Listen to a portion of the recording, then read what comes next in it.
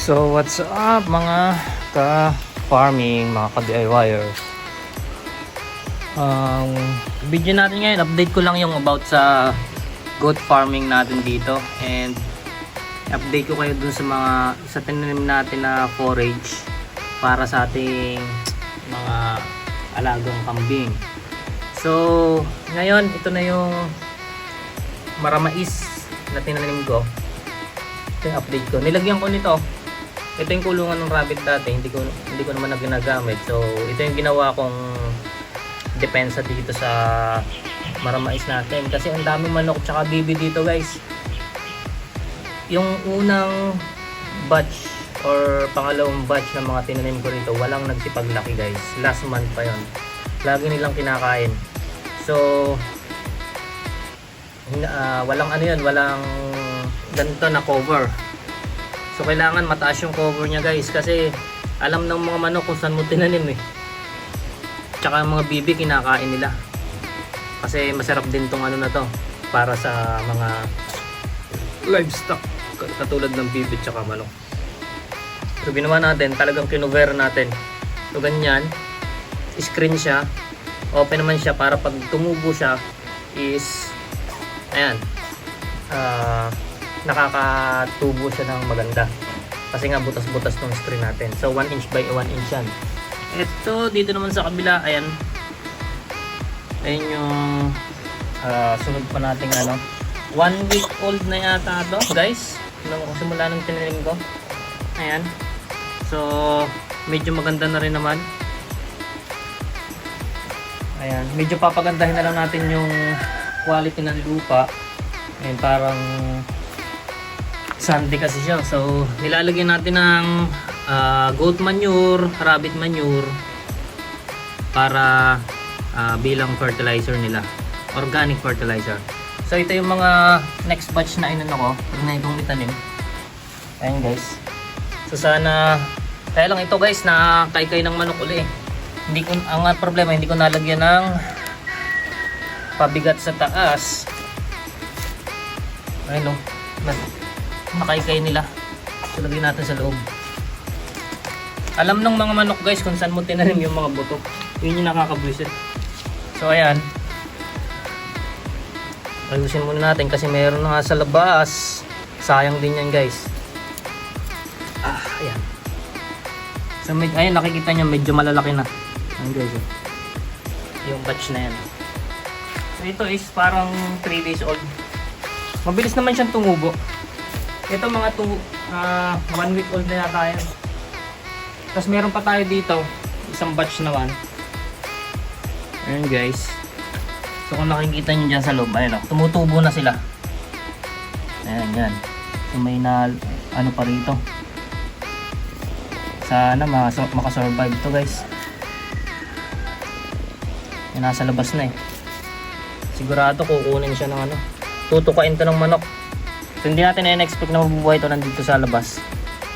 So ayan, sana tumubo sila ng maganda. Tapos dito naman sa kabila, ayan, guys, tumutubo na rin sila. Ayun, nakikita nyo. Ayun.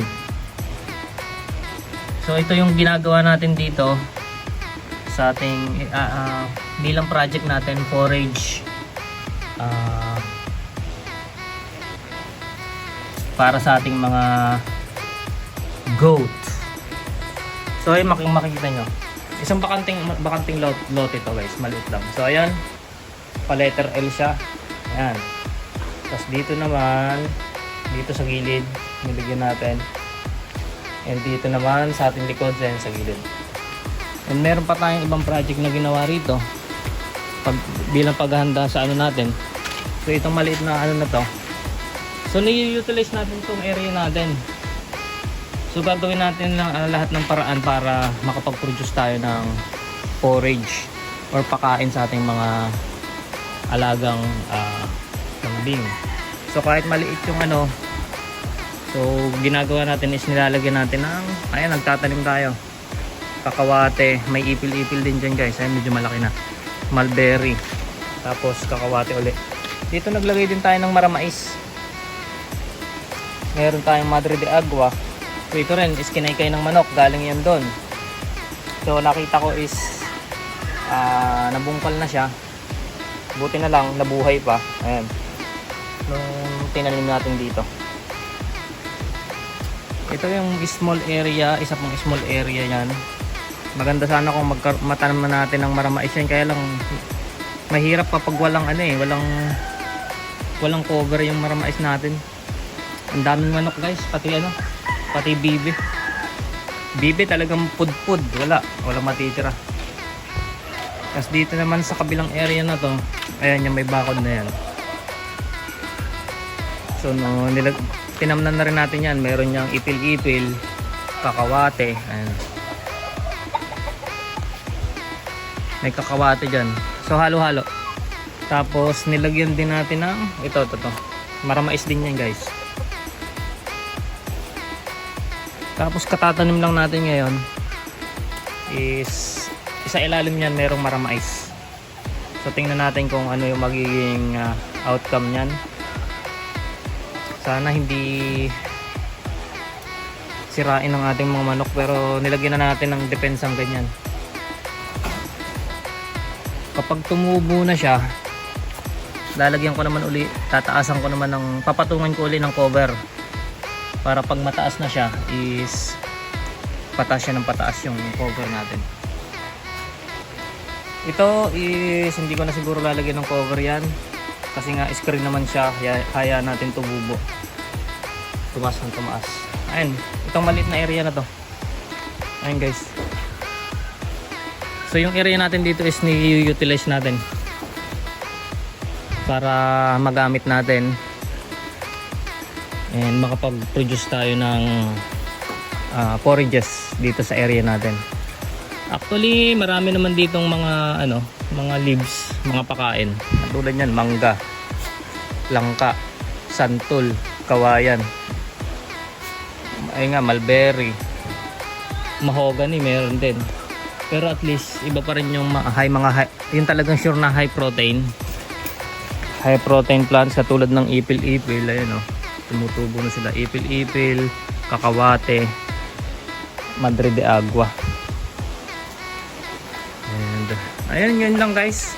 So update ko ulit kayo kung anong mangyayari dito sa project natin dito. Sa kambingan natin ng pagpo-produce ng ng forage supply ng mga pakain. So hanggang sa muli, thank you very much and don't forget to like, share and subscribe. Peace out guys, keep safe everyone.